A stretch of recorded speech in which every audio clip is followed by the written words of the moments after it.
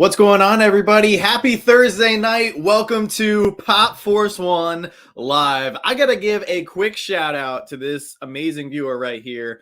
It is Van Arv's first time watching one of our live streams. Welcome in. Thank you so much for dropping on by. We got Professor Josh in the house. We got a lot of great stuff to talk about. So hopefully you guys have a drink, kick back and relax, and we'll break down everything that happened this week. First up in the chat, it looks like we have Wayne. What's going on, Wayne? He had a birthday a couple days ago, so happy late birthday to Wayne. SSB is here. Sean is in the building. What's up, Sean? Jeremy's here. Sheila's here. What's up, Dave? Jetman, Arthur, Chris, Gerald, Mark is here. Oh, man, so many great, fantastic people. Thank you guys for jumping on in. Make sure to smash that like button. Josh, how are you doing? It is my weekend, so I'm good. Oh, there you go. My weekend. So there you go. Thursday night kicks off my weekend now, so that's always nice. Very nice. What's up, Les? Michelle is here. Pipsqueak's in the building. Jetman coming in with the anniversary super chat here. He has been a member of the channel for 14 months. Oh my gosh, over a year strong. Thank you, Sam. And then, not to outdo Sam, Dr. John coming in with 15 months, so just 30 days edging up on Jetman there. So yeah, hey guys, happy Thursday. Thank you so much to both of you guys for being a fantastic channel member. Remember guys, if you are a channel member of us, Slapshot Pops, you do have that one free super chat that highlights how long you've been a member of the channel, which is pretty awesome. So as more people start rolling in here, I feel like overall it wasn't a super busy week for Funko drop. Yeah, I think usually the holidays gets that way. You know, like I don't feel like you're gonna throw down tons of stuff. I mean, between cons, you know, between like toy fairs, between everything, and you know, retailers are trying to get you to buy everything in their stores right now. Yeah, buy. Like not new things like to think about, like buy what's here right now. But there was some good stuff that come out this week, some decent stuff. Yeah, we got a few things to talk about for sure. Wayne has also been a channel member for quite some time now, coming in at 8 months. So thank you so much for that, Wayne. Flint, great question. So Vince is not playing hooky. So he's got what Gabby's hockey. He's not playing hockey either. He's got Gabby's dance recital. No, actually, choir. I think it's choir, like the holiday choir time. So you can't miss it. Oh yeah. Gotcha, kids grow up too fast. You can't miss it. And then Van is actually tuning in all the way from New Zealand. So thank you so much, Van. That's incredible. What time is it there? Just out of curiosity. Maybe it's already Friday. It's like lunchtime on Friday. Yeah, it must already be Friday. Oh, Dave jumping in there. A toast to John and Josh. Where is Vince? Thank you so much for the super chat, Dave. That was extremely kind of you. So Vince might make a late appearance. We'll see. You never know. You never know. I mean, family comes first, man. Something's going on with your family. You got to do it. And then our second Pop Force 1 family is second. So yeah. Absolutely. Tommy's here. Lauren's in the building. Steven has, wow. Okay. So far, yeah, you are currently the leader here. A member for 21 months. You are knocking on the door of 2 years, which is pretty crazy. So Steven, thank you so much for your support and your membership. And I see a lot of people being so kind. Yes, the channel did surpass 30,000 subscribers this week. So that was a huge milestone. So thank you to everybody for helping us get there. I feel like giving us a few weeks breathing room. Like we've hit some milestones previous years, like on New Year's Eve. So it's nice now. Like our two big goals for the year. Like we're good. We're good. Chill out. But... Oh, Dave coming in. Not too shabby here for Dave, a member for 18 months. Happy PFO Thursday. Congrats on 30K. Thank you, Dave. I appreciate you so much. Gerald says, stuffing stockings from Mystery Grail on Sunday. Are you going to get one, you two? Yeah, I'll probably grab I don't know what the details are of that box yet, but we'll probably grab one. I mean, it's at least $200 worth of value, and I think it's like $145 or something like that. And they were really fun last year. We got one last year. I don't know if you guys did, but we got one last year, and we had a lot of fun with it. Is it like a mixture of stuff? Yeah, it's gonna have at least like so many pops. It's gonna have at least one, I think, autograph maybe in it or something like that, like signature series, and then it's gonna have like some oversized pops and some other, sodas and sealed soda and this and that. So you're gonna get a lot. It's kind of like those bags, those lucky bags. Yeah. Times like you just bought like 8 of them. Right. Kind of thing, Right. Tommy, oh my gosh, Tommy, that's insane. 18 months for you, good sir. Wow, that's insane. A year and a half of support.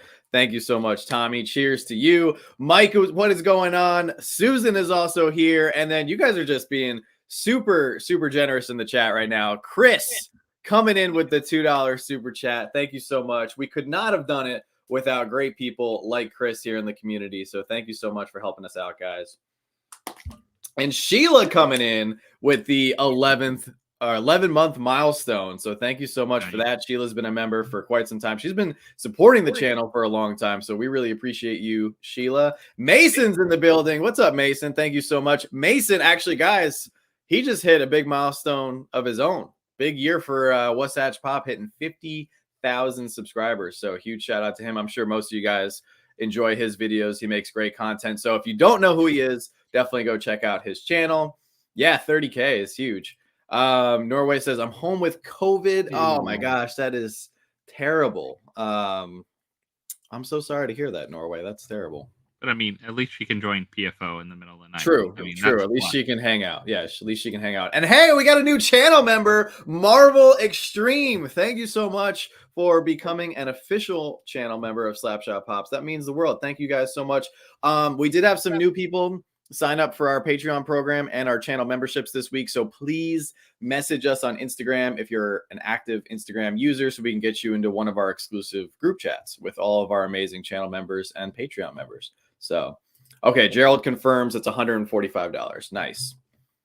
What's going on, Alex? Well, you'll be doing a giveaway for 30K. I'll have something to throw in the name of Freddy Funko. Well, that's extremely kind of you. Yes. So I do have a quick update. So Josh, bear with me. We do have a quick update in regards to our 30K celebration. We were going to do like part 1 of the celebration this Saturday night, but I unfortunately have a awkward work schedule this weekend. So we're going to push it. And, we have just been so busy with Toys for Tots and everything going on in the last couple months. I don't have like a giveaway planned yet, or at least the items that I want to do for the giveaway. We just did my 30th birthday giveaway live stream where we gave away all that stuff. So I definitely want to pick out some special stuff to give away for 30K. So we're thinking we might do the live stream in January, like after the holidays and everything. But yeah, if you want to coordinate something, Alex, we can definitely make that happen. Thank you so much. Thank you, Mike. Did you get a Freddy mystery box? Was disappointed in mine. I think I have which Freddy mystery box? Is that the Ralphie's one? The like all Freddy's big one? Yeah, I have a bunch. I have one coming in sometime soon. One of the bigger all Freddy Ralphie boxes. Yeah. Oh, what's up, Jason? I'm doing great. How are you? Magma coming in 17 months. Wow, this is crazy, guys. Thank you so much, Mark. He's been a great friend, another great supporter of the channel for quite some time. 30 looks good on John. I hope so. I appreciate that, Les. I appreciate it. Oh, Sheila's talking about the Funko Freddy mystery boxes. I haven't got mine yet. I ordered 2. We just got yours? We just got ours today. Okay, so maybe in the next couple days I'll get mine too. Yeah. Thank you, Gerald. I appreciate that. Well, there's one cool Freddy that I'm pretty excited about. It got revealed this week, or at least teased this week, and we do have a Freddy astronaut on the way. Only 1,000 pieces. It's going to be a Asia exclusive, which is pretty cool. Some of those pops are super hard to get because they get released overseas. I saw a couple retailers and stuff throwing them up for pre-order, but I think that one is going to be fairly expensive when it does hit the market. Let me see if I Right can pull. now, I think Ralphie's has it for pre-order for 75. Yeah, I thought that For was 1,000 extremely piece, that's fair. pretty decent. Yeah, I think that's Yeah. really fair for 1,000 piece. Because Pretty. remember when they were dropping all, I know you remember, but remember when all those Imperial Palace Oh pops yeah, they were were coming way out? too overpriced. Like, Yeah, and there was and no number actual. Now that's the thing I haven't seen. Have we seen a box with the actual sticker that says 1,000 on it? Have we that's what I'm seen trying that? to find right Have we seen now. a glam shot? Like, that's what I'm wondering. Because if we don't see a glam shot with it, it's hard to believe it's 1,000. True. Yeah, no, Just very, like those very true. Imperial Palace, they were making up like, oh, these are only this many, and then everyone seemed to have them. Well, at least on the so on the glam shot, like the stock photo, it does say it's 1,000 pieces, but I Okay. have not seen like an in-person Yeah. photo of this pop yet. I mean, it's all pre-release, so that could be why too. Yeah. It's all early on. But yeah, I mean, when I saw Ralphie's throw this up, I mean, we're both affiliates for Ralphie's, so I guess you could say we're a little impartial, but $75 is super fair. I mean, I foresee people asking at least 150 to 200 when this hits the market. So, I think $75 is super fair. Plus, if you use one of our discount codes, it brings it down to like 67, which is pretty good. So, So the glam shot does at least show 1,000 piece. Yeah. yes. I Then like that. if you remember those Imperial Palace pops, there was never any picture with any piece No, count, and people were saying all kinds of crazy stuff like limited to 1,500, limited to 3K, limited to 2,500. No one knew which way was up. this looks good too. I like the kind of shininess of the suit and everything, and I, I think this will look good. I think it looks fantastic. So I'm excited for this one. Yeah, still no hockey Freddy. So I don't know what's going on with that. JLA member says that $40 holiday Funko exclusives box was not so good. All of mine had damage and not from shipping. Well, that's definitely a bummer to hear. I will say that just from first glance, our boxes look like they're packed pretty well. So hopefully no damage, but I have seen some people get some boxes in with damage, but I've also seen some people get some boxes in without damage. Now we ordered two, so the two were in the bigger box. So maybe that's the trick. If you just order one, you're more subject to damage. I mean, that kind of stinks if you only want to order one, you don't want to order multiple. Well, But, it'd stink if you have damage though, and the box isn't damaged. Though that right. means they were damaged before they even shipped. Yeah, which is definitely a huge bummer. But still, I mean, $40 for 6 pops. Like, forget the damage; they should all be mint. $40 for 6 pops plus that Freddy is a great deal. I mean, I'm sure they have a ton of pops just sitting in the warehouse waiting. Oh yeah, So for sure. Did you happen to see the David Ortiz Red Sox giveaway pop coming? You should definitely go since you're close. I did. I did see a lot of people messaging me already. So I will say this: I don't know if I can go to the game, and I'm not taking any kind of pre-orders or anything because people were messaging us. They're like, "I'll give you $100 plus, whatever it costs to get like a hot dog at the game." I'm like, I don't even know if I can go yet, guys. But I did see that pop, and I think that Funko needs to keep doing that. But I also think they need to kind of maybe work their way into other sports. Do some football stadium exclusives. I'm a I'm little impartial to surprised so hockey. many baseball ones. Like, yeah, 'cause, another one came out, right? Ortiz, the Baltimore Orioles one. I saw that one. Yeah. 7,500 piece one. I always like though when they threw in the random like really low count one too. Yes. Like that's fun. Like, even though it's just the gold or silver or whatever it is, it's still fun for those fans of that. Because you can't buy it. They're Yeah. just randomly given out. Like, that's what makes the hobby exciting. I think the Red Sox game that I went to 2 years ago, I forget what the pop. I'm not as familiar with baseball players. Mason probably knows. But they had like a 24 piece or 20 piece gold version that everybody was going after, and it was insane. Like, I saw people like like going through, and I was trying to do a little bit of the same thing. I wasn't as aggressive as some other people who were there, but there was people that were like like going like somebody would just be like walking to the concession stand. They would have like popcorn and their pop, and people would literally like short of going up to them and like touching them, but they would be like looking under their arm trying to see which version of the pop they had and everything. So yeah, that's who it was. Pedro Martinez. That's exactly the one. Yeah. Yeah, that'd be awesome, Mason. I could probably get, I mean, I know through my base sometimes they do discounts for tickets and stuff, so I'll have to keep my eyes out. Dave says, John, your recent video about scooping up grails for good prices has inspired me to hunt for something I never thought I'd own for my collection. Well, Dave, thank you for the feedback on that. And yes, I wanted to make that video this week for pretty much that reason, because there's a lot of stuff dropping in value, which I feel like is kind of a good thing for our community right now. Yeah, I mean, it always happens kind of this time of year too. I feel like the people are starting to sell things. That's why people just want to sell things to get extra money for Christmas or spending on something they want to get, or it's that time of year, so it's definitely good. But what's also interesting is there's still some other stuff going up. So I have a counterpart to that video dropping on Monday, and there's still some other pops right now that maybe aren't being talked about as much as they should be, but there's some stuff that's getting hard to find. It's going up in price. It's just, I feel like it's not the stuff that you would expect to go up in price. Like, it was very easy the last few years. Like they drop, Across the Spider-Verse comes out. Well, yeah, everybody's going to go after Miles Morales and Gwen Stacy because those are the pops they want. Now it's like the market is kind of like leveling out, and it's like a true playing field. Like people are going after the stuff they want for their collection, and the prices are reflecting those desires, whether they're going up, going down, or staying stagnant.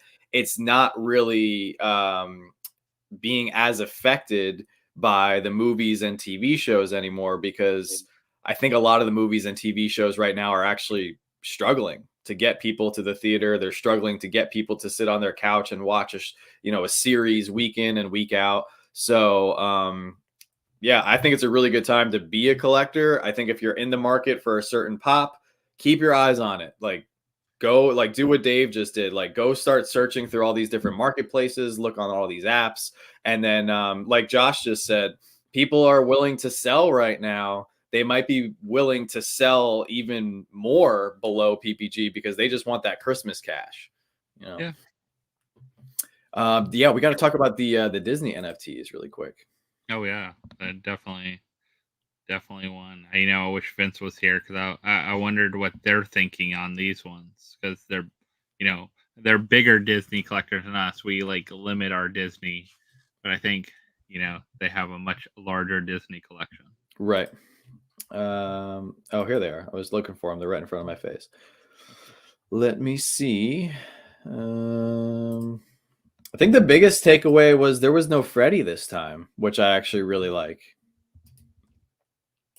Yeah. I think it's good to take a break from Freddy every now and then. Yeah, absolutely, Mason. We'll make it happen.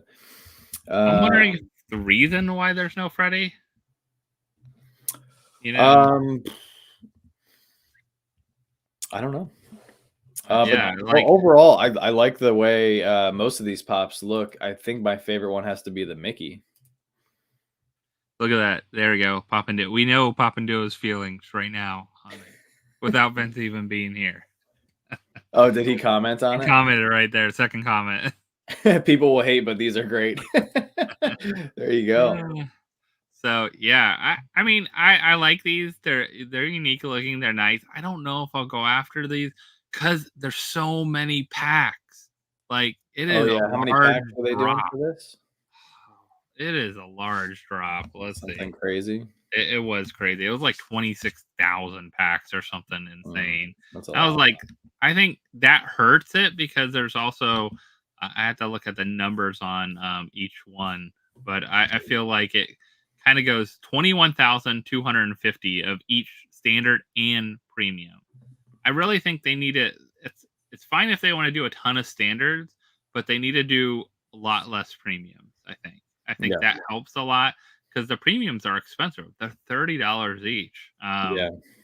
So you're doing that, especially when you're going after some of these that are only, let's see, of course, They're- the Grail Mini. Yeah, well, most $9.99. of them are 1,800 pieces. 1,800 pieces, so that's not too bad for a Disney thing. I don't know what's going to be. I think Mickey is, of course, going to be a hot one.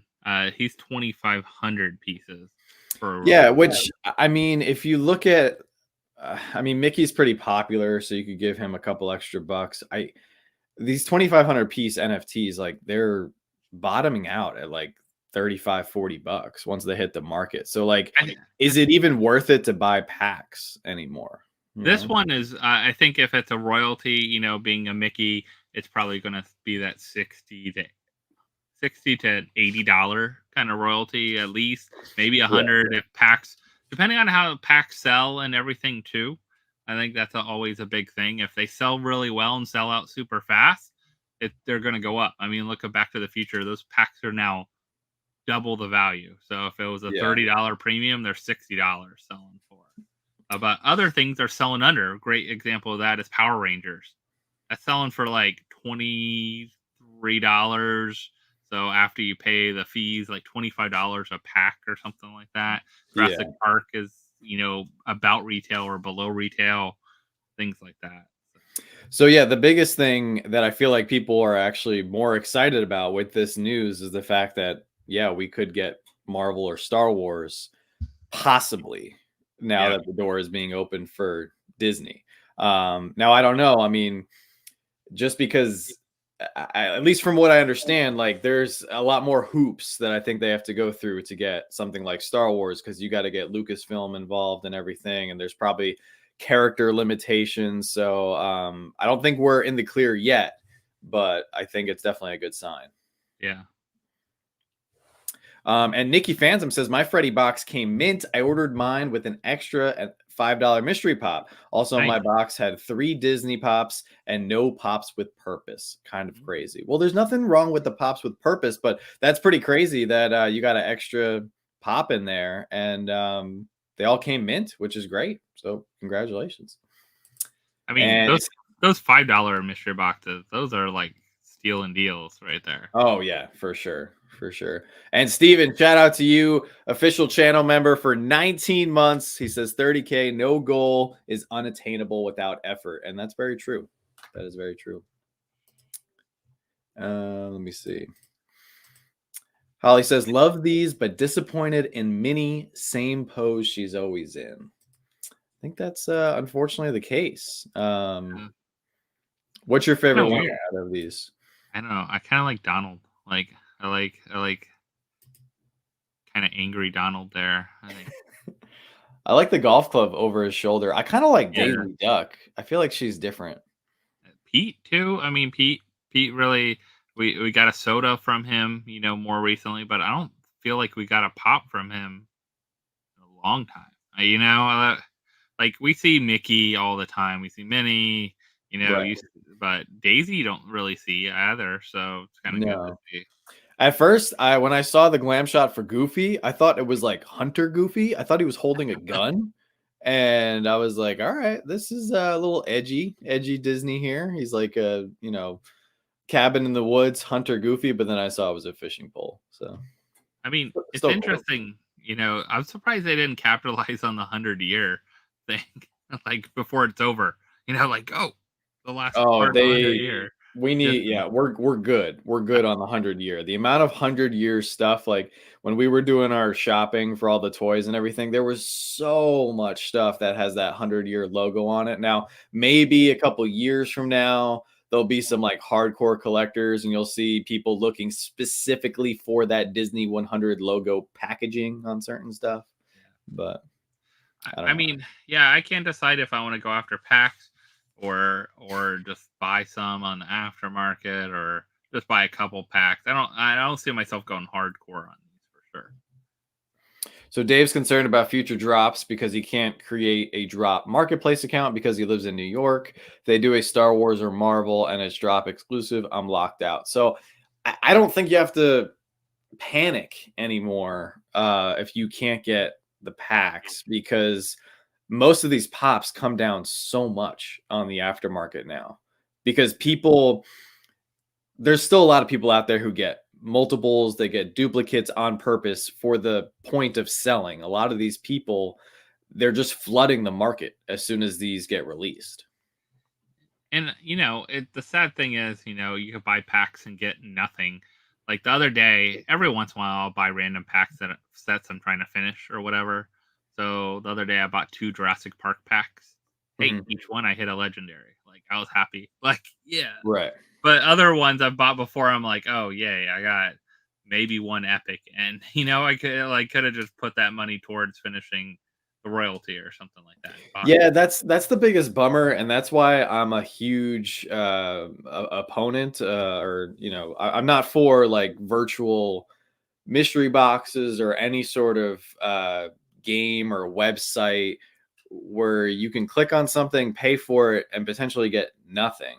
Now, the NFTs are a little bit different because, even if you don't get anything, you technically could sell the cards back, right? Right? For like, For pennies. for For pennies, pennies. maybe a dollar. Maybe you get an epic, you might get like 6 to $15 for most of those. Yeah, so I guess you could make an argument there that, but at the end of the day, like I don't know. When I pay for something, like I want to get something physical. That's my biggest thing. So I think also like a lot of the stuff, like people having, there's a lot of hoops to jump through, and now one of the things I'm kind of concerned about is 2 different marketplaces. Now they got the drop marketplace and they got the Atomic Hub marketplace. I still do my stuff through Atomic Hub most of the time. I find it at a better price, it seems like. But right. it'll be interesting starting to compare prices, how things start going with that. But I kind of don't like the marketplaces owned by the same company that owns the owns that distributes and owns what goes out in these packs, Yeah, Like that's kind of that weird. to me is kind of like, I don't know, like Like how if conflict of they interest. yeah, like you don't know if they I mean it's all tracked digitally in that, but did they keep packs to sell in the aftermarket? Like Right. who knows? Like I don't know what to, it's just kind of weird. I don't really like that whole same companies doing app. It's like if Funko was selling the Fun Day pops afterwards for hundreds of dollars, Right. Yeah. Yeah, exactly. like on their own, they let people like sell them, and they may, I mean, I guess maybe with this eBay partnership, if they're making any money off of it, I'll be curious. Like every time someone clicks the ad one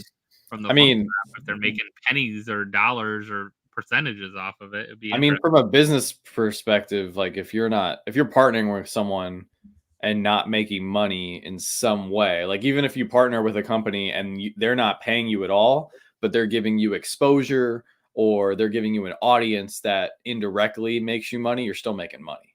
Or So giving you data on stuff, like, yeah, they're kinda doing that with the whole eBay thing. It's not the greatest data, but they're right. getting data. So Elena hit the nail on the head. I stopped trying to buy the packs. I've started buying secondhand, and usually they aren't that expensive on the secondary market. And I'd have to agree. Most of these I'm not seeing, at least for most of the ones I've been tracking, like 2, 3 months after they hit the market. Most of them don't stay above $100. There are some exceptions, of course. Yeah, and I think, one thing too is, like, even buying them after redemption is delivered, or buying the cards after people pulled them. Sometimes Right, getting it for 20, $30, that's worth it because you're getting free shipping out of right, that too. So right there, it's, $8 kind of saved. And you're paying $4 to $8 for shipping from somewhere else. So you're still saving, you're spending 20, you're really spending like $30, but you're getting that free shipping. So if you can get that, that could be one way. But you also have to worry about what if they come damaged, like don't overpay. Like I never buy the stuff that's like hundreds of dollars. Like I never buy the grails that are hundreds of dollars when they're on the thing, because I'm like, do I like if I pull one, that's great, but I don't know about. I just don't want to spend that money. And how about if it comes in damage and they give you 30 yeah, bucks for it or something like that? exactly, yeah. Oh, Brian says he hasn't found any at Marshalls yet. Yeah, I'm not surprised by that at all. Yeah.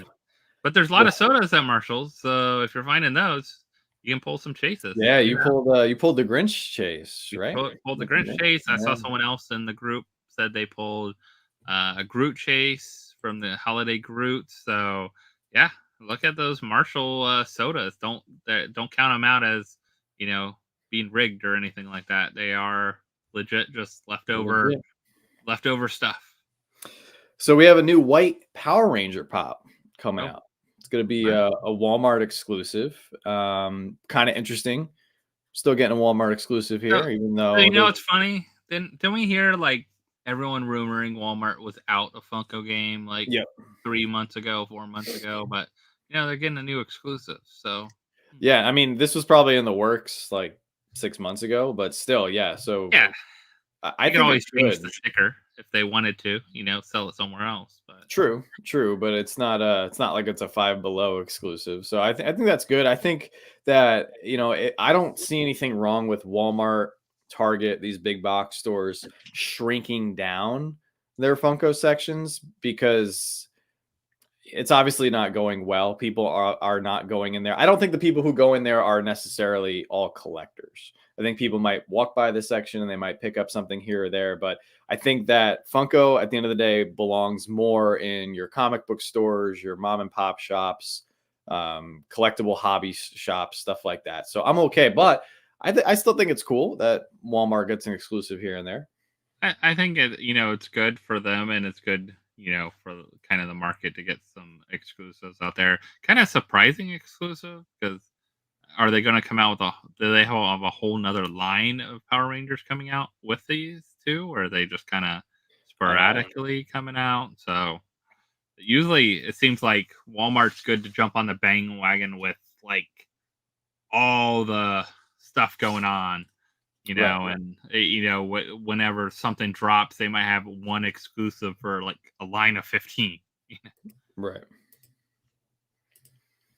Has there ever been a Disney Freddy? Yeah, there's been a lot of Disney characters that have been Freddy's. They did Russell from Up, I think last year. This year they did somebody, right? Oh, they did Pinocchio this year. Okay. So that's pretty recent. And then they've also done some really cool ones. If you want to have some fun and go look on Pop Price Guide, go search Jack Skellington Freddy. That's a beautiful one. That was 196 pieces from what was that, 2015, I want to say. And then they also did Olaf that Yeah. same year, and he was 196 pieces as well. Now they've never done like a Mickey or anything like that, and I don't know if they would be allowed or not. I don't know. Yeah, I'm sure Mickey has his own obstacles when it comes to licensing. So, what's up, Aaron? You're not late. Thank you so much for stopping on by. Yeah, Mad Hatter. There's been a couple of versions of the Mad Hatter Freddy, so they've Right. definitely done some Disney characters. But yeah, that is the new White Ranger coming out. This week was like, I feel like all over the place. I am very jealous though of whoever, I'm sure you see these posts all the time, but I don't know who this Bully Boy Collectibles is, I think but they they're out of always, like the Philippines or something like that. yeah, they always seem to get all the new stuff in hand Yeah. before everybody. And I saw that this picture got shared out. They got the new Captain Rex and Pong Krell 2-pack here. That So looks really good. it does. It does look fantastic. So How about very excited for this. I think where is it shared with? Is it It's GameStop or GameStop. Target? It's GameStop, GameStop right? apparently, which is another company that people were saying was on the fringe with Funko, but I think they're still going strong. You know what surprised me? Like Hot Topics. We had a new Hot Topic open recently, and it's not in a mall. It's actually in like a large shopping plaza area, like the outdoor shopping plaza area is a huge one. And they actually opened in Orlando recently, and it's a pretty nice shop. I went in there. Actually, I think it was the day it opened. We happened to be over there visiting some friends, and we went in. It was a nice shop. It actually had like the Marvel cards in there. It was like fully stocked, whatever they got from like Hot Topic in there. Yeah.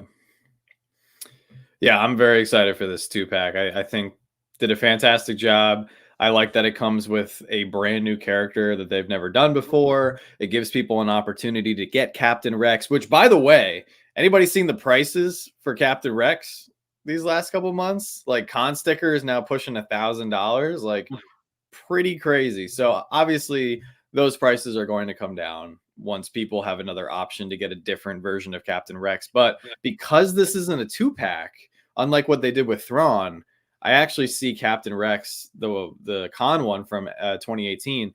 I see that one actually staying pretty high. You know, it's not like they're going to drop this one and then all of a sudden people are be like, yeah, I'm going to sell my 2018 New York Comic Con one for $30. Like, no one in their right mind is going to do that. I mean, if you're an out of box collector and want a display, do that. Buy this one. Buy this way. Like, don't even worry about the other one. And that's the other thing too, like with the market, like after I dropped the video on Monday, there was, a lot of great discussion in the comments, a couple people talking about it in our group chats and everything. You got to remember with the market, like if I buy a pop for $1,000 and then PPG goes down from, let's say it was at 1,200, it goes down to 700. Like if I paid $1,000 for that pop and that pop is something that I really want to have in my collection, I'm not going to just turn around and sell it because I see the PPG is going down. I'm sure as heck not going to sell it for significantly less than what I paid. So even though you might see the prices come down on PPG, which PPG is still like a little wacky, I think they're doing a really good job. I know I've seen like Funko Fat Guy and some other people talking about how they're going in there and they're actually like really paying attention to the price, the prices and all the listings and everything, and trying to weed out fake pops, of course, and all the damaged listings like they normally do. But just because the PPG goes down, it's not like everybody's flooding the market with that really expensive pop or that hard to find exclusive or something. So don't freak out if you log in, because I know there's some people who still check like their PPG value or they check their Hobby DB every single day. Like, don't freak out if you see it go down. It's kind of like the stock market, like it fluctuates here. So I got a great example, one that like went way up and way down, and there's similar ones. So the social media Freddy soda. Have you seen the prices on that lately? I have not, actually. I'm still trying to get one. So the red shirt is the regular one. How much was it before, John? What was it? It was something crazy, like 1,200 or something, right? So it was like 8. I saw it like 700-800 for a while. I know the Chase is like 3,000, like something. Now the regular one is about 290. Really? Oh yeah, on PPG 290. I have to check the sales, and the Chase is $2,260. I mean, if somebody's got a common for 290, that's so it went way down. It was at one time in April. It was $1,150, the highest value. That's crazy. Yeah, that's insane. And then it's gone way down. It's kind of steadied out now, and you see the sales too in the last. I mean, only one sells every like 30 days, 60 days, 90 days. It's not like a ton sell, but you've seen gradually go from over 1,000 to 500 to 400 to 300 to 3. So right now it's covering that 300 to 260 range. Yeah. Well, that you could kind of look at that in a different light, right? Because that was not something that you couldn't buy that directly from Funko. So like you won one, you could only win it. So I would imagine that and actually it's good. Actually, this ties right into there were some people who were messaging me about the Hall H Ahsoka. So we'll talk about the Hall H Ahsoka with this one as well, because it's the same thing. People won the Hall H Ahsoka just like they were won or they were gifted the social media Freddy soda. When it comes to gifting and winning, I find that most people sell it because they go and they find out how much it's worth to actual collectors. Not saying those people who want it aren't collectors. It's just when they find out how much it's worth to a collector who collects that character or that line, they're like, I got this thing for free. $800 sounds great. So that's when you see that kind of like flood the market. And we saw that already with the social media Freddy 2.0 and 1.0. Yeah. Like those came way down. You know what though? Like I feel like 1.0 was down. It never at the beginning it was never high. Like it was always like around the True. $100 mark. Like no one went crazy for it. It's about 180 now, so it's gone up. Where the other one has gone down. I see DPJ mentioning that Yeah, that Epic. was a Epic weird had a thing. few of them. Yeah, so I don't know how that happened. How they got a few of them. Maybe they traded in a bunch of their LE 500s from Fun Days and got sent Maybe. those, Yeah, something maybe. like that. But that one And did start out high. When that one first hit the market, that was going for like $500-$600. I can tell you because I paid 4 for mine, and now yeah, it's worth like what, like 150, and now it's probably going to go down even more because a bunch of people just picked them up from Epic. So Jason, I have not checked out, and we have not been to Disney, at least Magic Kingdom, to go on to the new see the Haunted Mansion, see the new Hatbox Ghost. But I do love that soda too that came out recently. That is a great soda. So if you don't have that one, pick those up. I think those are going to be harder and harder to find as time goes on. yeah. But that, yeah, we went and I don't know if Vince went on it or not. I'm guessing they would have because they were at Magic Kingdom like all day one day, so they probably went. But we met them out at Epcot. That's the last time I was out there. Poppin' duo at Epcot. So. What's up, JK? All awesome. So yeah, kind of same situation with Hall H Ahsoka. That actually has come down quite a bit. It was like $4,000 or $5,000 pop, and now I think somebody told me the other day that PPG updated it, and it's like 2,800 or something. Like Okay. it's come down, but it's the same situation. Like if somebody gifts you something and it's going for $3,000 on the aftermarket, unless you're the biggest Star Wars fan or the biggest Ahsoka fan, or you just really want to have and hold on to something that you won. And there's plenty of people who are like that. Like if I won a Hall H Ahsoka, I'm keeping it in my collection. Like it's a very cool pop. And if I had the opportunity to get it directly from Funko, like that to me has an attached experience that I value. But all those people who got one from Fun on the Run, they handed out a bunch at New York Comic Con. I would probably say that like 9 out of 10 of those people probably sold that pop if they could get thousands of dollars for it. If you could take that pop and go buy a used car, maybe not the best used car right now, but like a really, a junky used car, I bet you people are going to do that, I mean, or you put it towards like, hey, medical bills, or put it towards whatever a new, roof on your house or whatever you're gonna do. That's a good chunk of change that if someone just gifted you. Now it's also the gifted part versus like winning. Like if it was someone that people got together and gifted to you or something like that, you're probably not going to sell. Right. But if it's something that you just won because you got lucky on a poll, like or whatever, what that thing where you gave them a token at New York Comic Con and maybe came out and gave it. I find it so interesting. They just keep holding on to those and like hand them out like candy now to make people like crazy excited too. So I think that how many are out there now, Yeah. Well, that's know. the thing. Yeah. As more flood the market, and now like Elena says she saw a few under 2,000. Randy, I know, he was offered one for 1,500. So now everybody who's trying to sell theirs, they're trying to undercut each other, because if somebody sees like that person who listed theirs for 2,000, or they saw the one that was for 2,000, they're like, crap, someone's trying to sell it for 2,000. I want to move mine today. I'll take 1,500, because at the end of the day, if they paid nothing for it or next to nothing, maybe they had to travel to the con, or however they attained it was probably not $1,500 cost. So they'll gladly take $1,500. Am I the only one that doesn't really like the look of the pop? Like, I don't really like it. I mean, I truthfully, I wouldn't ever go, like, if I got it, I would sell it right away because I don't even like the look of it. Like, if Yeah. I was like, if, I went to a con and they're like, oh, here you go.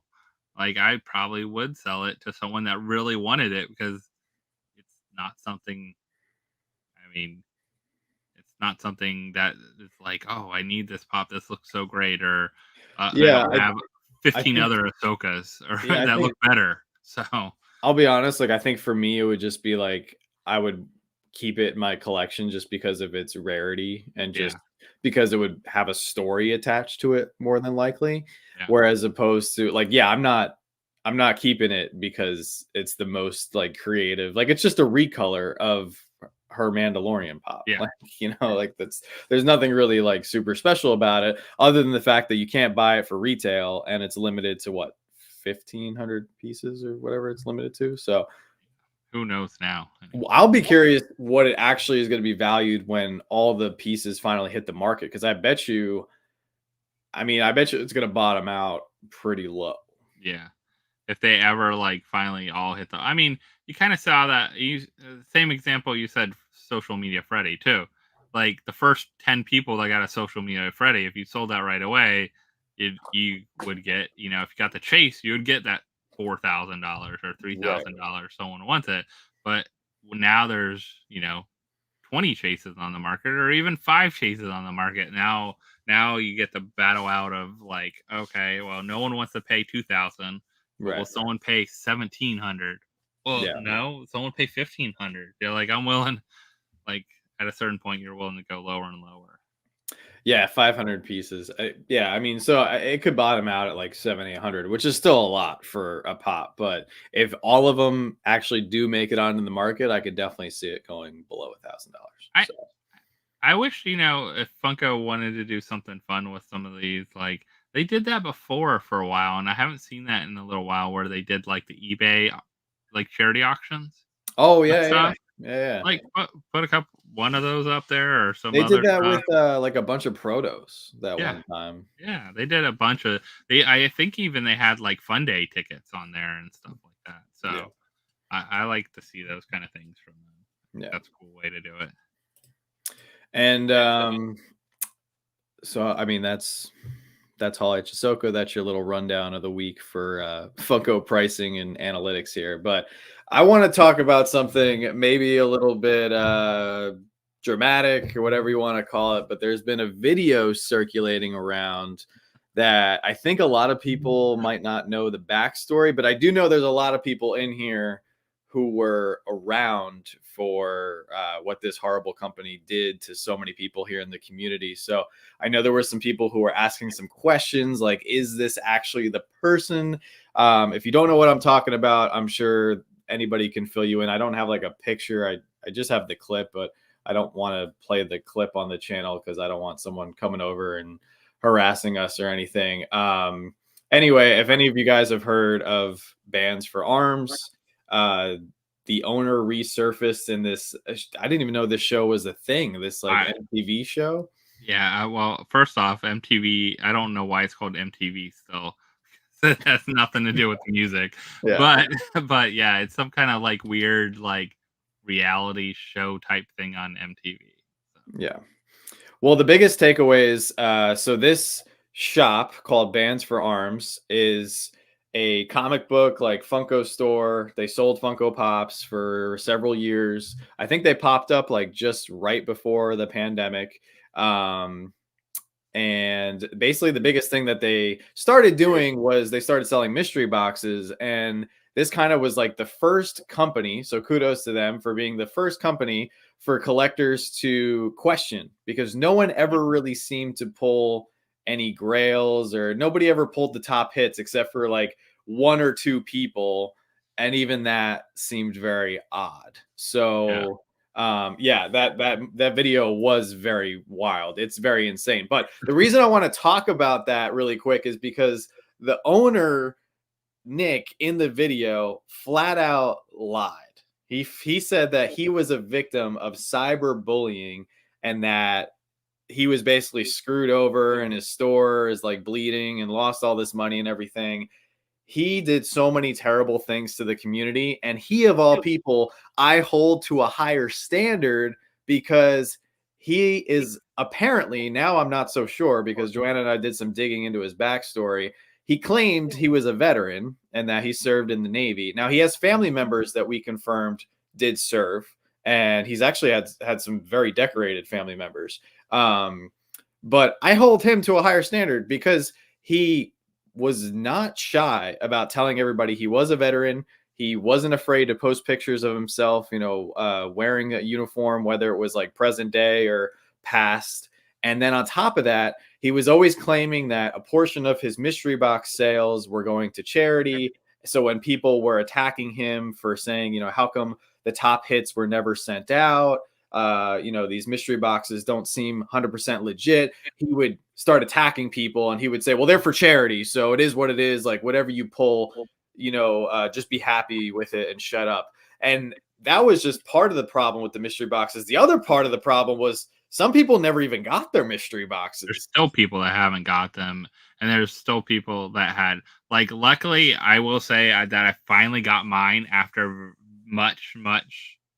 Like, I was lucky enough that I had a spreadsheet of everything that was owed to me, the order numbers and everything like that, and finally just got shipped my stuff. Now, I never expected to pull anything like a grail or anything like that for sure, but I did get them shipped. I did get them finally, but I knew a lot of other people that didn't, because I actually put a message out there asking people who didn't get them to let me know. Like, I wanted to know how many people were around that, and it was just a terrible thing that happened. We questioned, I mean, especially with Shannon being a veteran as well, we wanted to support a charity that was doing well, but question, did the money ever go to the charity? I never saw any kind of real show that, like, and we even bought bands, and I had to ask them for like other bands, like, because I got my son some bands, like my hero ones and stuff like that they were making for the Bands for Arms part. And it just was a terrible situation, and he was awful to people and treated people when I finally just broke down and, like, you have treated people terribly, and like this is how it is, and I just wanted to be done with it. But then the other thing came up later on. That's where it resurfaced. What, about a year ago, I think. So that's autograph stuff. after all the drama that happened with this guy, he goes Stopped doing online mystery boxes. He stopped it. He just realized he made it so much worse. So he then posted a picture, a very poorly photoshopped picture of Elizabeth Olsen, who I'm sure most of you guys know who she is. Very well-known actress. She plays the Scarlet Witch in the MCU, Wanda Maximoff, and he used a very poorly photoshopped picture of her that was from the cover of a magazine and photoshopped it to make it look like she was sitting behind the counter in his shop. Now, he claimed at first it was a joke, and he was saying that, she had just stopped by the shop to do a signing. Now, with the shop being in California, if he did have that, reputation, and maybe if he was in the know, that's not something that is too far-fetched. However, when people realized that the picture was a very poorly photoshopped picture, but the thing that was the kicker was that this guy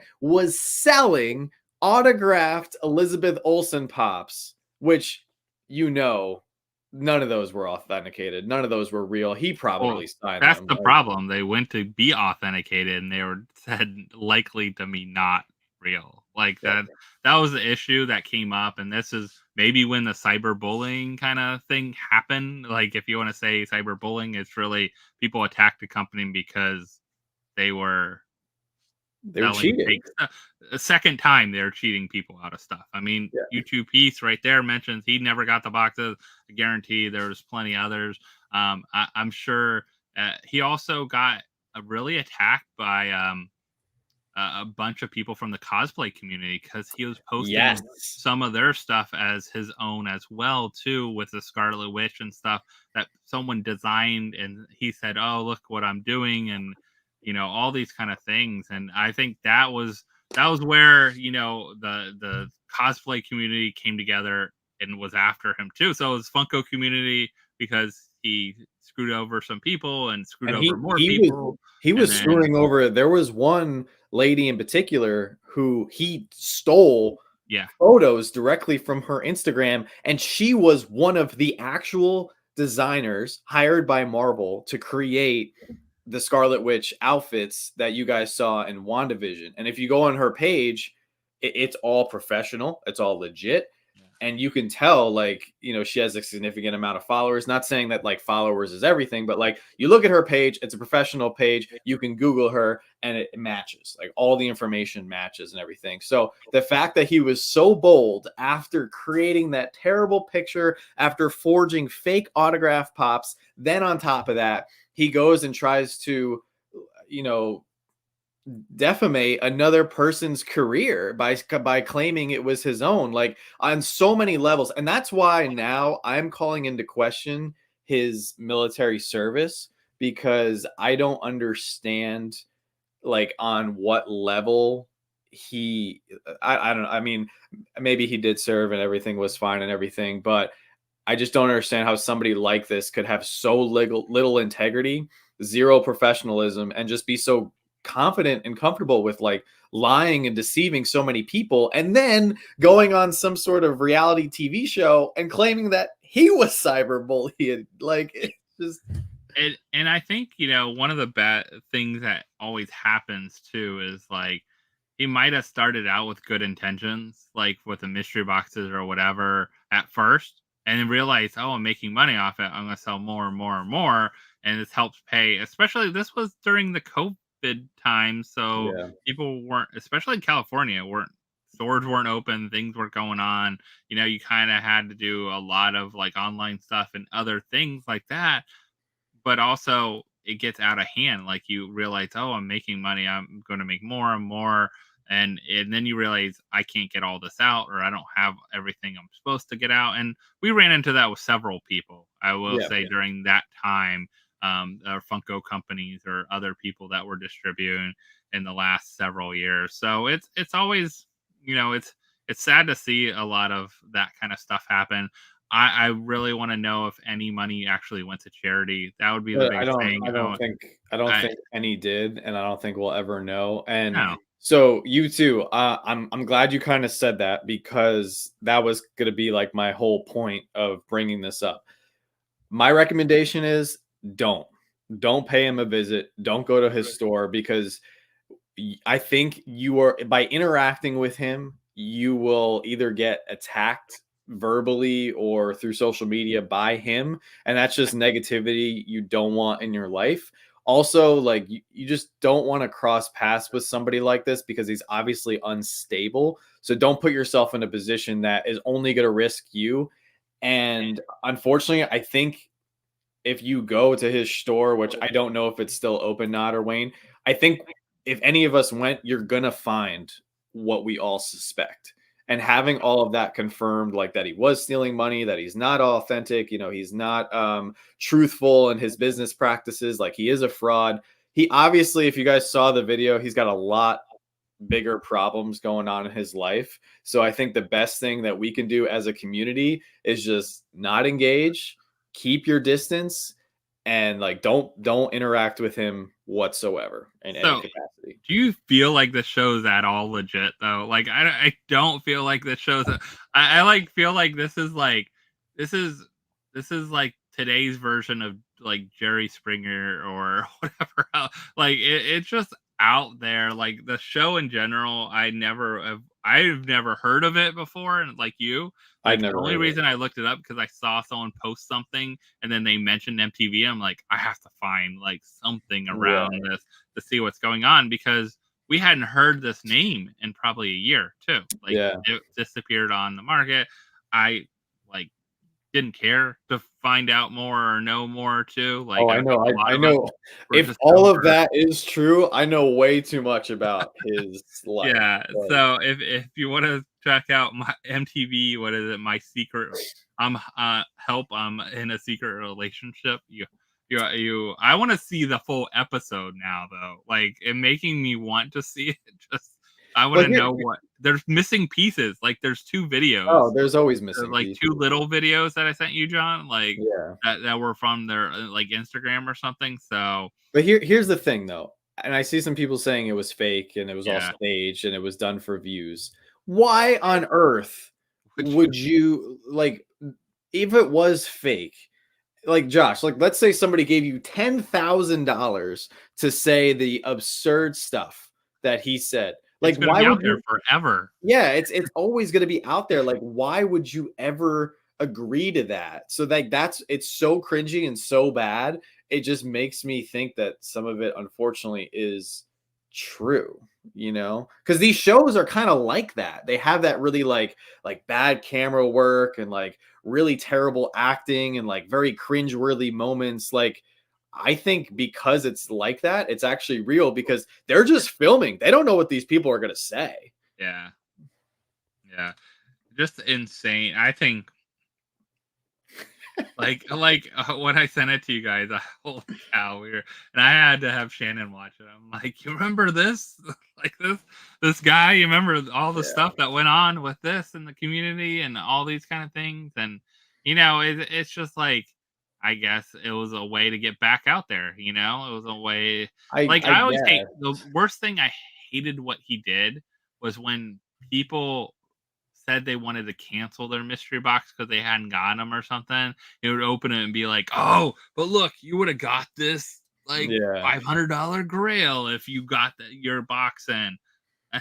Like that kind of thing. He Yeah. really played up like these people are terrible. They canceled their orders, and Yeah. but you would have won this $500 grail or something like that. And I was like, that was like the over the top. Like, this is way Yeah. too fake. Like But at here that point, yeah. it's But like, here's oh the thing, like, he clearly needs money. yeah, Like, that's yeah, extremely obvious. yeah, But here's the thing, like, if he was doing this to save face or, resurrect his reputation and, like, try to bring foot traffic into the store again, this is not how you do it. And that's kind of where I piggyback off of my previous point. Do not like aside from like don't engage, like don't support this man. Do not buy a mystery box. Do not go to this shop. Do not buy a single item from this person because this is not a business worth supporting. Like there are so many other good businesses in the collectible community. Like there's so many other places you can spend your money. Like do not give this man a yeah. penny. I think also it was just funny. Like I feel it's just a attention way, another attention piece too. Like it probably was some money, also a attention piece.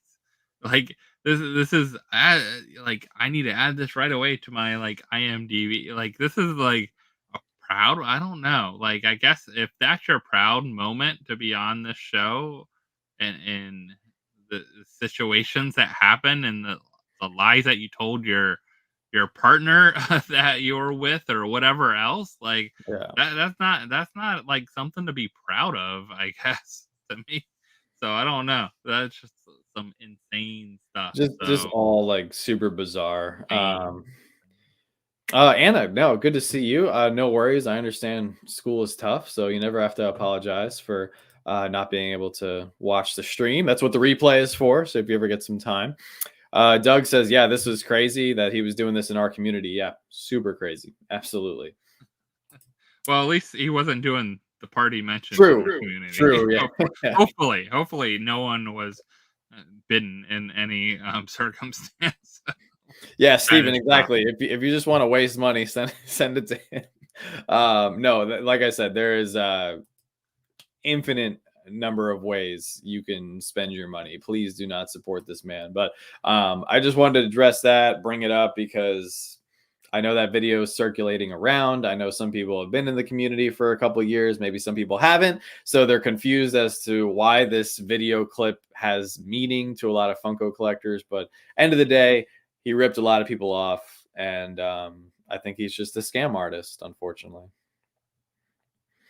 And in life, there's more people, unfortunately, I think, like him than not. So I think that's kind of like the responsibility that I put on our shoulders as the content creators, like as the YouTubers, the TikTokers, like anybody making videos. Like we do extensive research, and I never want to promote somebody if I can help it that's going to turn around and rip people off. There's obviously people that have done it in this community, and we had no control. We bought items or mystery boxes from that person, and then all of a sudden they just get up one day and disappear and take off with people's money. Like it happens and it sucks. But at the same time, like if I ever know someone is doing something, anything remotely shady, like that's it. You're not getting a single one of my dollars. I'm not saying your name in front of my audience, nothing like that. Yeah, absolutely. Yeah, it has to be in the triple digits, the amount of people he ripped off. And we'll never know the real number. And like, I had kind of forgotten about the whole charity aspect until you brought it up, Josh. Like, how many of those little bracelets did he probably sell?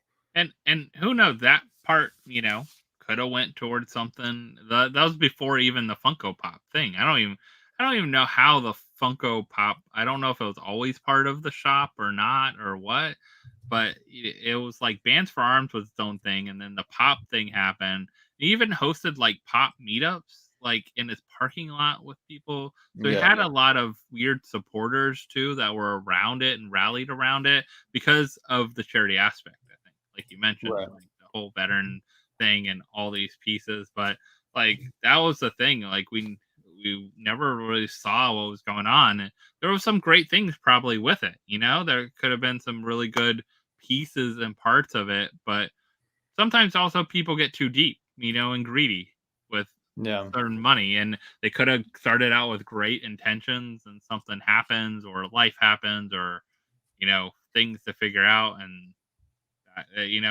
that's how you go down that kind of rabbit hole a lot of times, right? Like, oh yeah, I'm gonna do this, and oh, this money, I can do this instead. I can yeah, make a lot more money, and oh, but yeah. It's really sad, but karma is a real thing. yeah, So, he might have gotten away with a lot of stuff for several years, but whether that video of what he said and what was going on is accurate or not, it's still that crazy. dude that dude's got issues. He's got That's issues, crazy stuff. and I don't foresee him being successful in any sort of business moving forward unless it's like in a completely new community, like sell the store, go do something else, man, because you've burned the bridge with, and like this is something that unfortunately, like you can't say bans for art. Like everyone in the community, like even if you don't know exactly what happened, like I'm sure everybody has at least one hair on the back of their neck that sticks up and says, "Ooh, I feel like I've heard something bad about this shop."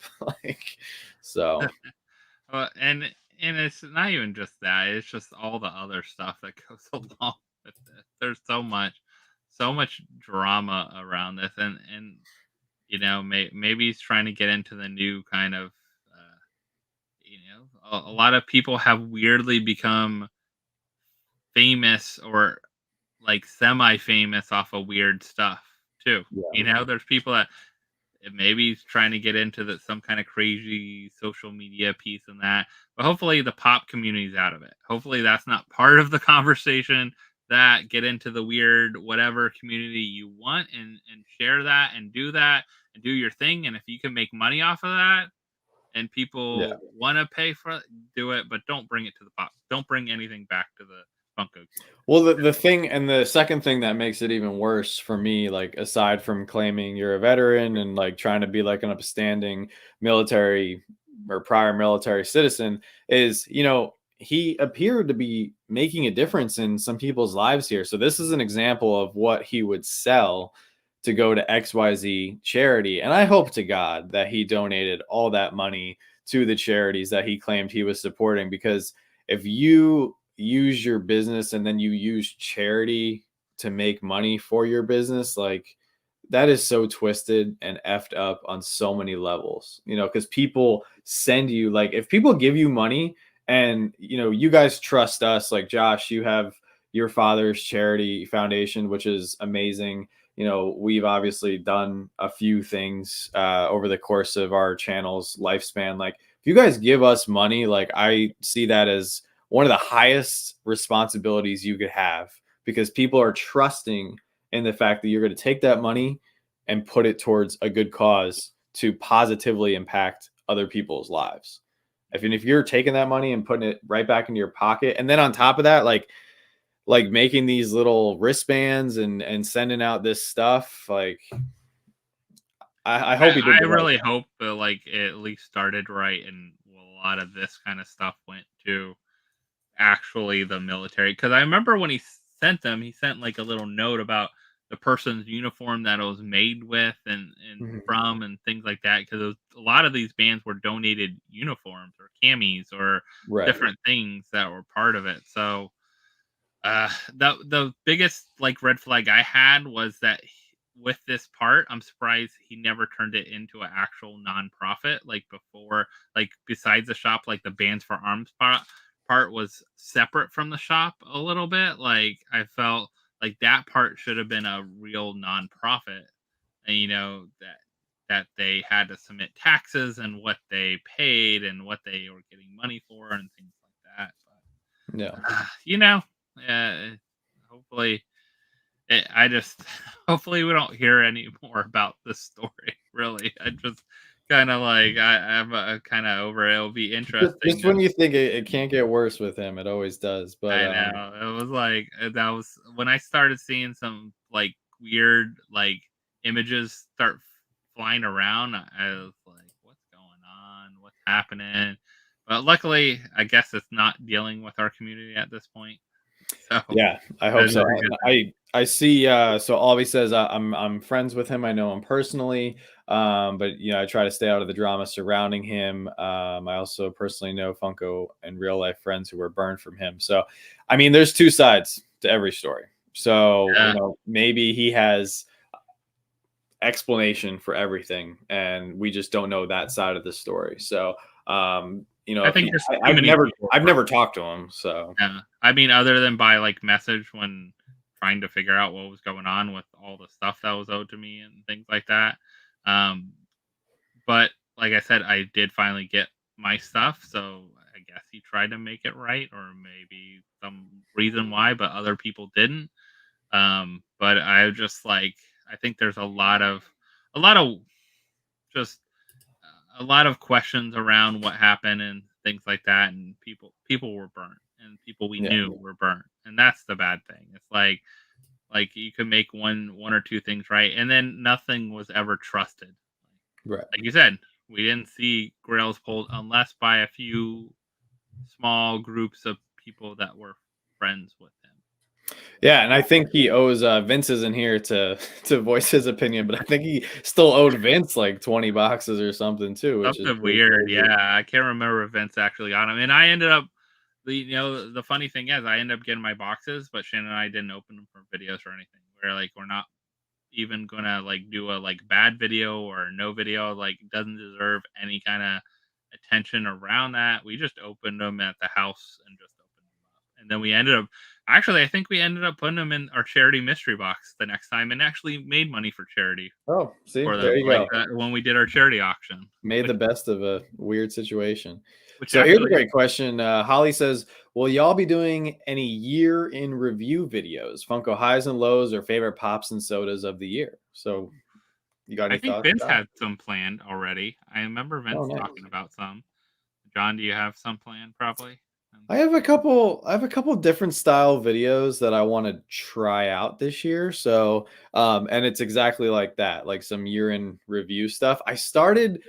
So I already broke down like some of the easy top tens, but sodas are gonna be tough. I tried looking at, I mean, I know there were some sodas this year that weren't that hot, but there was also a lot of really good sodas, and there was also so many sodas.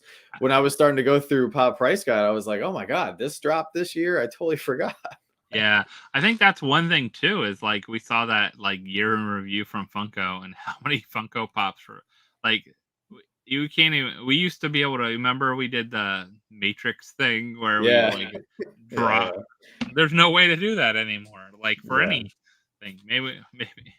maybe with the even with the NFTs, I feel like there's so many like Well, that was the coming thing out. too, because they've made so many different types of pops now. Yeah. I'm like, how do I make a top 10 pops of the year? Because how do you stack up an NFT versus the regular pop versus an exclusive versus a Comic-Con release? Like, it's not as easy as it was No. prior years. So Yeah, I think man, I even like recently. I don't know about you, John, because I know someone sends a lot of the NFTs that you buy. They help you buy. mhm. Like mine have been stacking up out there lately. Yeah, Just mine because have as so well. many have come in. Like, I feel like they started cranking them out now. Like back, like, oh, we owed a lot of people these for the last 6 months. And, Yeah. oh, so So Sheila, all the big stuff happened like 2.5 years ago. I feel like with all the mystery box stuff. mystery box. The other stuff was about a year ago, I think. The Yeah, like autograph stuff, and then it just disappeared, like completely disappeared out of the like. No one talked about anything yeah, around it, and then this video surfaced this week, and it stirred everything back up. I think with people, so I'm glad a lot of people don't know about it. We want to make you sure you know about it. If anything does come back up about it, don't not worth dealing with. Not yeah, worth dealing with any headaches around. yeah. No, absolutely. But yeah, getting back to the year in review stuff, I have some cool stuff that I want to try. Um, I will say this: a lot happened this year, and I'm sure we'll go into more detail when we get Vince on in a couple weeks here, of talking about how the year overall went for Funko. I think it's really interesting because I was looking over some of my notes and some of the stuff I want to talk about on the channel, and I feel like there was some really low points, but there was also some good points. So I feel like they kind of cancel each other out, and we kind of had like a meh year. Yeah, Like, I don't yeah. know how people feel overall. Like, I mean, how do you guys feel overall in the chat? Like, how do you think 2023, if you were collecting for a majority of the year or all the year, like, did you have fun? Like, did you enjoy what Funko put out this year? Like, how do you feel now sitting here in December of 2023? Because I'm optimistic for next year, but at the same time, like, there's also stuff they did this year that I don't want to see repeated. So that's where I'm kind of like in the middle. So, I mean, I think this past year was the year of anime. Like, I yeah, feel like the hot stuff around everything was anime. yeah, I think this year was the year of anime, if you want to think about anything. But it's funny enough, like anime pops, anime sodas don't go anywhere. Like yeah, I don't feel like like that kind of collector is part of that. So sodas, I think, sodas had a really interesting year. I think I think next year is going to be hopefully better for sodas. Um, as we go into it, but I haven't yeah. seen a lot teased either. Like around sodas, have you seen a lot I teased right think I now? think that's good. I think we need to get away from, and all these companies are doing this. It's not just a Funko thing. Yeah, Like, stop telling me about stuff that's going to release 3 to 6 months from now. yeah. Like, I don't want a heads up unless it's like an expensive product. So I think that they need to give people a heads up on like the Comic-Con boxes, your Fun Yeah. Days boxes, your Fright Night boxes. Like, give us a heads up on what the price is going to be, but don't give us a heads up of like, all right, this is everything that's going to be in the box. And same thing for all the stuff coming out. Like, don't tell me 6 months from now that there's going to be a cooler coming out with all of these characters. Like, let me know a month out, like, hey, we're dropping a cooler on Friday, May 12th, and it's going to be a Star Wars themed soda cooler. It's going to be $100, but like, don't reveal, because I feel like they've kind of lost a lot of the hype because we know so far in advance everything that's coming out. There's no opportunity for surprises anymore. So that's just how I feel. Like, I want to be surprised. I want to wake up and find out something really cool dropped on the Funko Shop. Like they could start with basic stuff like that. Like, stop telling me what's going to drop on the Funko Shop a month out. Like, I just want to wake up and find out, oh my god, this really cool hooded Balin skull that's limited to 5,000 pieces is dropping on the Funko Shop in 10 minutes and I need to get it. I Or need to stop what I'm doing and get even it. if it's leaked the night before, like, hey, Yeah. like it's a leak, and sometimes their leaks were also kind of obvious. They were like leaked on purpose. Yeah. A lot of times too, like, hey, this is leaked, but yeah, we set it out to everyone. So I think a lot of opportunity with that. I think this will be hopefully, like we said, it'll be a year of figuring out a lot of things and pieces, and I think by some of the announcements we've seen, it has kind of like at least slowed down a little bit of what we've seen announced. Definitely, yeah, it's definitely slowed down, which is good. I feel like it allows people to take a breath. It allows you to take a break. You know, when you drop, people just get overwhelmed, and that's what I'm seeing a little bit here in the chat. Like people are saying they're tired. You know, they're what was the exhausted because it was just so much stuff. Like, and that's a lot of these companies. Like they just went all in on collectibles. They just went all in on some of these products, and I think some people are tired. So if you pull it back and then you don't tell people what's coming up until like the night before, day before, like 24 hours out, like that just adds more suspense. And I feel like it puts collectors on the edge of their seat and consumers, because that's what we are at the end of the day. We're consumers, instead of us sitting back and going, all right, I really got a budget here. You know, I gotta figure this out this month because I know there's, 16 things that I'm gonna want to pick up. But I also think that there's a lot of opportunities to now get some of the stuff that you want for your collections at a lower price. And there's also other ways that I really think people are leaving money on the table by not capitalizing on discounts, coupons, hot cash, all the Funko rewards, cashback websites. Like there's so many opportunities now to make like some of your money back when you purchase something. Like if you're really savvy in that department, it'll really help your budget. Yeah. Did you hear much about like? I didn't really hear a ton about LA Comic Con this year. Like it kind of came and went pretty quick, and Yeah. a lot of talk around it. I don't know if because there wasn't as many like exclusives, like with Hot Topic usually did a lot of exclusives and stuff, and they didn't. It's going to be next year back in October, by the way, too, which is Oh, interesting interesting. because that'll be like butting up with New York Comic Con, right? Yeah. Yeah. Like really close. So I'm kind of surprised about some of that. Seems kind of interesting. That would be literally, I think, a week or two before. The 4th Yeah. to 6th is LA, and then New York Comic Con's the 17th through the 20th. So it's like a A week lot. after. It's a Yeah, lot. that's really weird to do. Yeah, I think surprise LE drops on the Funko Shop would be amazing.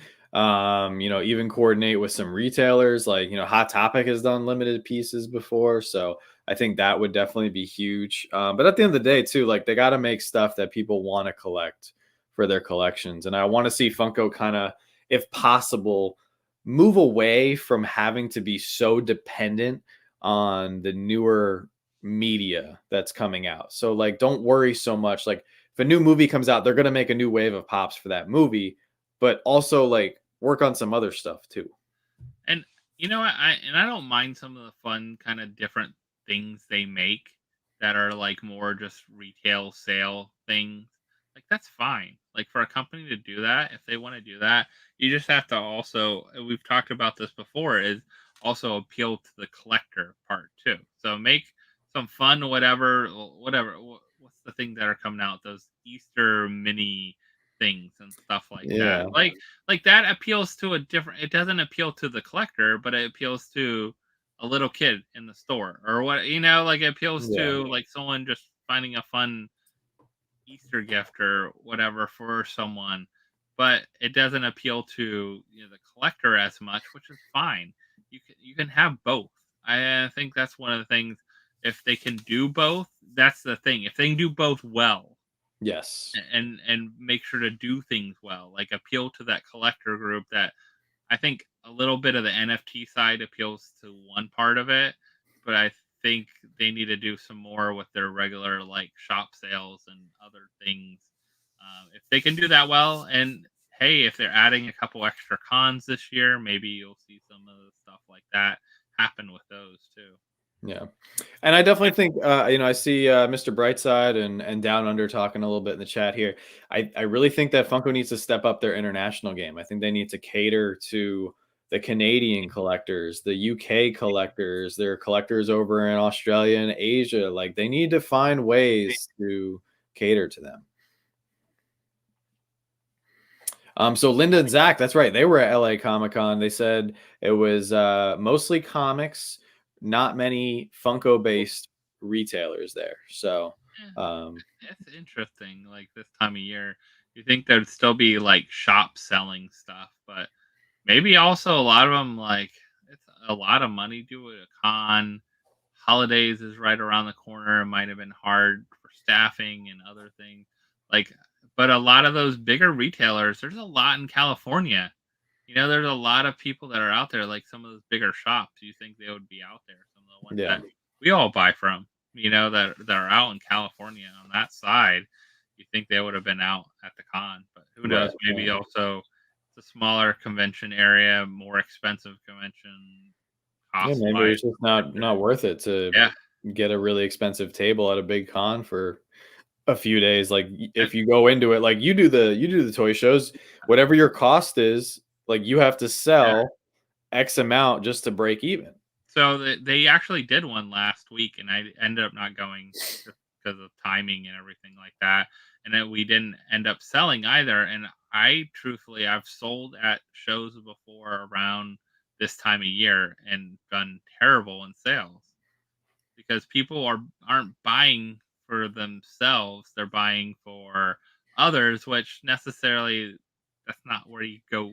You don't go scouting out like a collectible con kind of Yeah. thing, looking for things to buy other people as much sometimes. So I think maybe that probably hurt. I bet some of the sales at that con as well Oh too. yeah. Like Oh yeah. people weren't probably spending as much. For sure. And Brian, yeah, this is a great point, but this is just an issue with all collectibles and toys right now.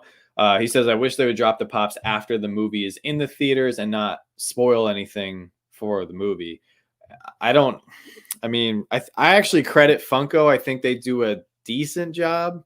Like my recollection for Ahsoka, they didn't reveal any Ahsoka pops of characters that hadn't been shown in the trailers, Yeah, from what I recall. I think they did a good job with that. But that's still a problem with like toys and collectibles. They just get leaked, and the companies use the movies and TV shows coming out to leverage sales. yeah, So if they don't reveal it till after the hype, they could potentially be missing out on like those 2 to 3 months leading up to the movie of sales and pre-orders, which sucks. yeah. I think Lego's probably the worst one at that. Like Yeah, reveals like something you really didn't know about it before. But yeah, I don't know, hit or miss. Like it was kind of a great example of something that was kind of fun though was even Stranger Things. The Eddie Pop was a great example of that. I found a couple at Target, grabbed them because I like Stranger Things, of course, and I didn't know anything about this character yet. I was like, "Oh, I'm gonna grab this character. It looks cool. It's new. It's different. Let me grab a couple of them." And then, boom, the character came out. He was a fan favorite, mhm, and no one yeah, could find him anymore, and they went crazy for yeah. them. So that's some of the stuff that you see there. But I will say I don't go to the theaters that often, but we went this past weekend to see Godzilla minus one. Have you heard Oh, about that I yet? did not. So it's actually a Japanese film, so it's in Japanese and with Okay, subtitles, but it's a Godzilla film with a great story, uh, along with Japan in World War II, like follow that okay. time period following World War II and that and all what happened. So really cool if you haven't seen that. I thought it was a great movie. So I don't know if anyone else here has seen that, but I thought it was a really good movie, really well done, and kind of Godzilla story, but also a lot of great stuff with that. Um, so those are like that kind of thing. It's kind of cool to see something like that. No, that is cool. And that's another thing that I was listening to a podcast the other day on my way to work, and they were saying that 2023 has been like a 20-year low for theater attendance, and then not factoring in like 2020 and 2021 obviously into those numbers, but that this year, like for the amount of marketing that they've done to get people to the theaters, with the exception of like Barbie and a few other movies, overall across the board, a lot of theaters sat mostly empty throughout the entire year. Now they also raised ticket prices for AMC and Regal and a lot of these big places and everything. So, but they also, on the flip side too, the guys that I was listening to, they were talking about how, it's not that people are staying at home and watching stuff. The streaming services for the newer shows, the viewership was not there. Now the viewership for like popular shows like The Office, Friends, like those are always high viewer counts and everything, because people love watching the classics. Everybody loves watching their favorites. But I think that's having a direct impact on collectible sales, because like me, for instance, like I love Marvel, and I didn't watch Secret Invasion. I completely missed that series, and I was pretty excited for it. So, I'm a victim of that as well. Like I didn't go, I wanted to see the new Transformers movie this summer. I didn't see that. There was another movie or two that I didn't get to, and I can't even remember it off the top of my head. So I'm part of the problem. Like I love pop culture, I love collecting, and I love comic books and all that kind of stuff. And I still didn't even make it out to the theater and my own couch several times to watch something. I know. I think that's the biggest thing too. It's like sometimes also just it's always different side of stories, or you're watching different things at different times. And I think one of the things with movies too, like especially a great example is a Disney, any kind of like Disney movie. You're like, oh, it's going to come out on Disney Plus in whatever Right. time.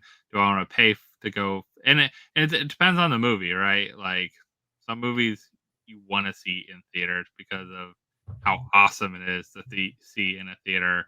And to me, I like when I can get a theater experience. The great thing is like everything's reservable now.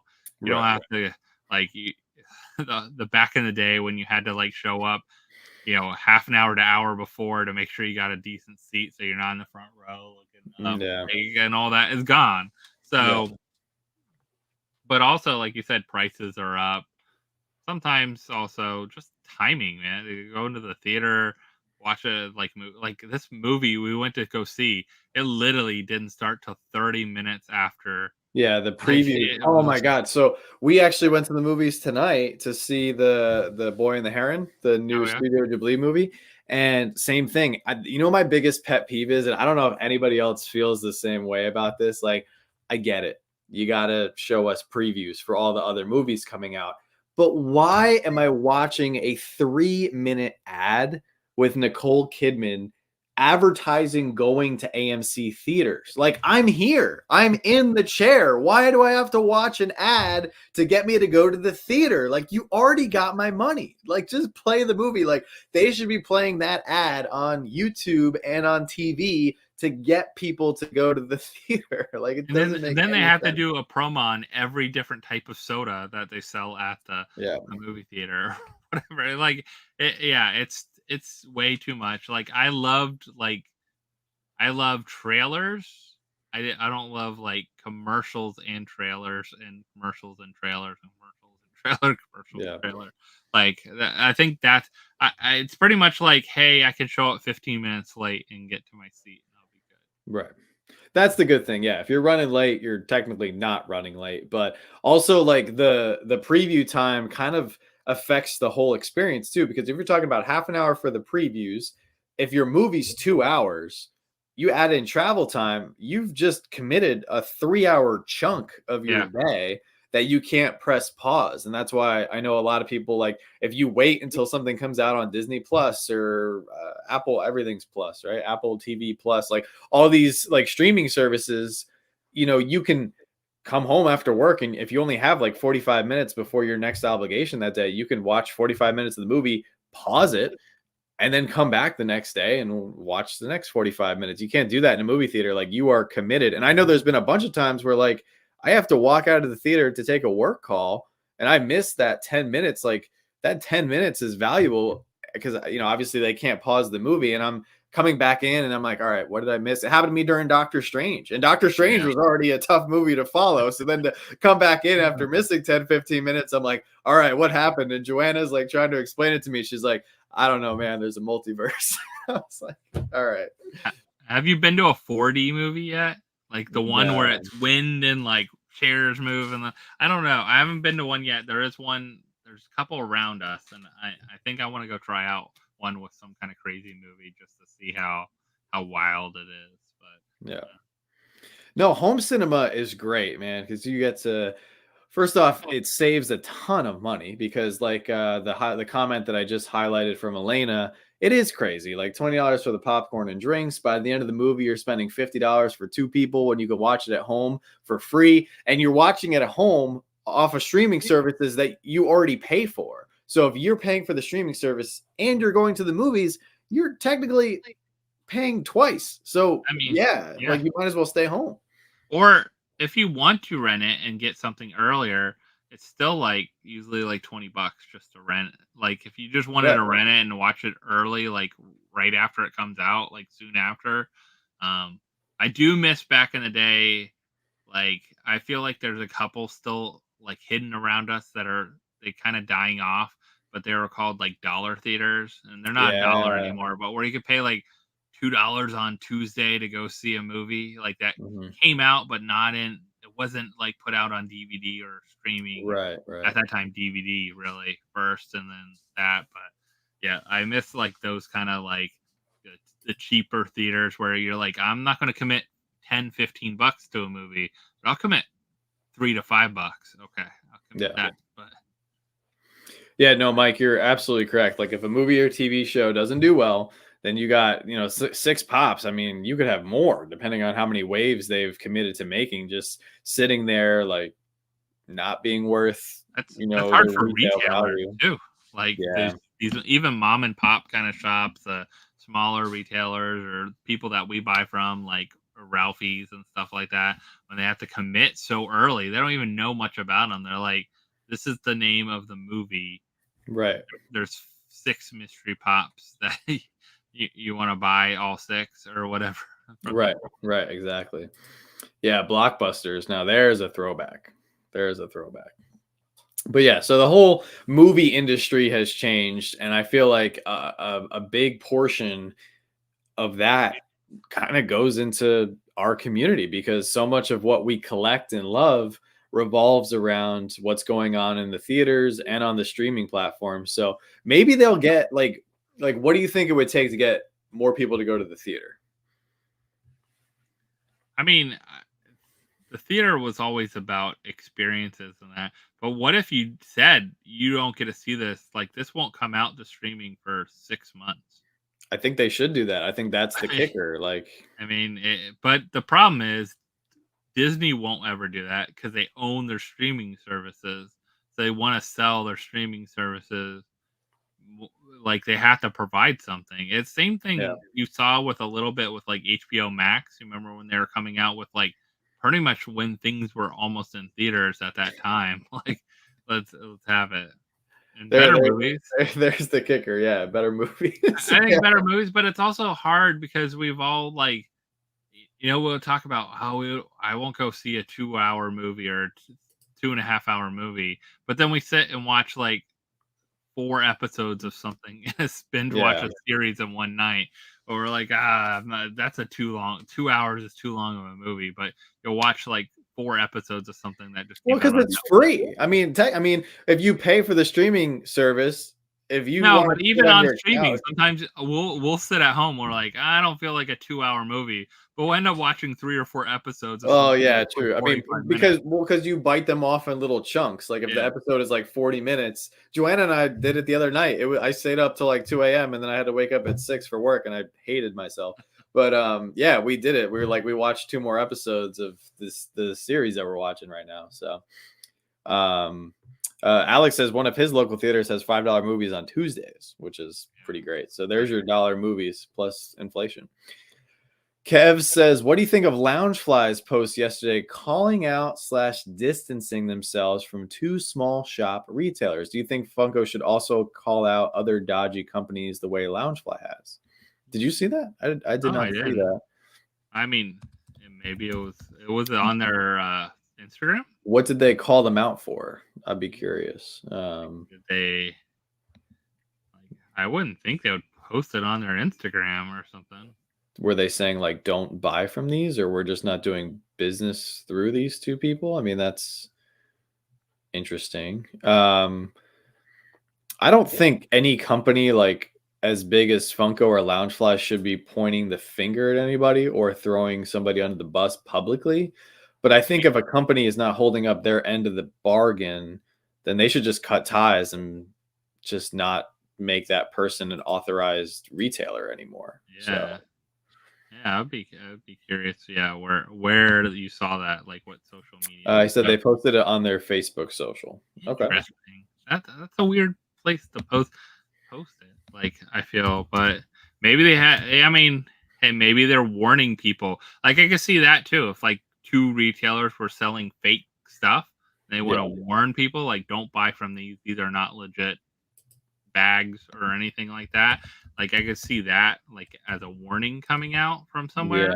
But it's interesting that they would post it on their Facebook and not post it on like their Instagram or somewhere else too. So who knows?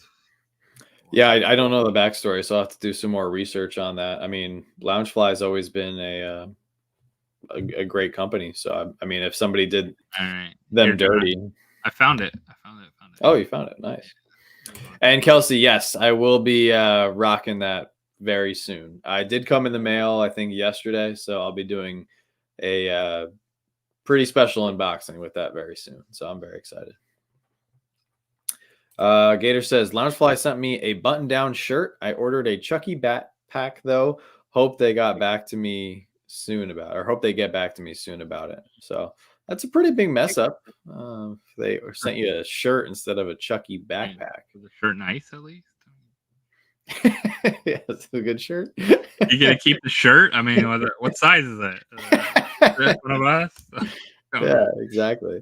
I mean, yeah, if they send you something that you can't use, plus they're going to send you the item that you were supposed to get in the first place, like, I'll wait a couple extra weeks if there's a free shirt. And that happens with any company, really. Like, that can happen with anyone. It's what they do after the fact. Somebody posted one of the Lego pages I follow. Some dude bought like a bunch of 330-second battle packs. He posted his order, and they sent him an Avengers Tower. And he was like, "Well, I'm not upset. Back. Yeah, I'm not. Yeah, he's like, I'm not sending this back. I'm not like, you know, I'm a little bit. He's like, I'm a little bit bummed I didn't get my battle packs, but I'll gladly go spend the $100 because I just got a $500 set for free. Yeah. So, all right, I think I sent it to you there. Oh, sweet, nice. What do we got? Loungefly prides itself on working with authorized small shop retailers to bring exclusive Loungefly products to our fans. We are aware of the unfortunate situation with Sapphire Sky Boutique and Merch Ventures and are no longer working with either retailer. So I think this is good. My impression is they're acknowledging a problem, and obviously customers have probably voiced complaints. Probably a pretty big complaint. But is it really weird that they didn't post this on like their other social platforms? Maybe people just complained on Facebook. Maybe a lot of people were on Facebook around it. I mean, I now I'm curious about what were the unfortunate situations that happened. So something was going on. A lot of people were either getting screwed over or something. But yeah, I'm actually glad you brought this up because like we have purchased several Loungefly bags through secondary retailers. So I was like, oh God, I hope it's not one of the retailers we like. But I've never heard of Sapphire. I've never heard of either one of these. So, but then maybe they're big in the community, and it sounded like they had exclusives. So maybe they did something really shady with the exclusives they were getting out too. So that could have something that happened. Yeah, I don't know what the story is there, but I actually really like it when companies do this because even if you never get like a follow-up on like the ending of the situation, I feel like they give you the warm and fuzzy here. It's like, all right, they're acknowledging it, they're working on it, and hopefully something good is going to come of it. You know, and that's where I actually think Funko did a good job this year. Like, I know not going to go into like the details or the depths of the problems that we had in the community, but I give Funko credit where credit is due when they they put out on their socials like, hey, we recognize this problem, we're working on it, or we're doing this. Like there was definitely decent. I hesitate to say good because I swear I'll say good and then people get upset in the chat, but decent company communication to the fans. Yeah. I think this is the kind of thing you need to do if something happened where there's a big issue with people that are your fans and you maybe even directed them to them. I don't know. Maybe if they had an exclusive, they might have said, "Hey, go over to Sapphire Sky Boutique and get the new whatever, new Scooby Doo backpack, and here's where you get it." And then something happened, and maybe they didn't fulfill their orders and just ran or something like that. Maybe, yeah, maybe. But hopefully nobody in the chat got burned by either of these two retailers. But yeah, but this is good though. I mean, anybody, if you see, so the person who brought this up, thank you. I think it was Kevs. Thank you, Kevs. If you guys see anything suspicious going on with any company or retailer or individual in the community, like bring it up because we need to make everybody aware of a potential harming situation so we can all look out for one another, So good eye on that. And thank you, Kev, for bringing that up. But we are getting close to the 2-hour mark, believe it or not. I don't think we will get an appearance from Vince tonight. I'm sure he's got a lot of stuff going on with the family, like we mentioned earlier in the stream. But Josh, what do you got coming up on your channel for us to look forward to? So we didn't put out a video last weekend. It was like kind of crazy in situation. So we put out a video today. If you haven't checked it out, it's a great $170 Boom Loot box video. We also opened the latest Marvel Core Collector Core box as well too. So if you want to check out what's all in there. But yeah, some good stuff out of the Boom Loot boxes like usual. Some good stuff.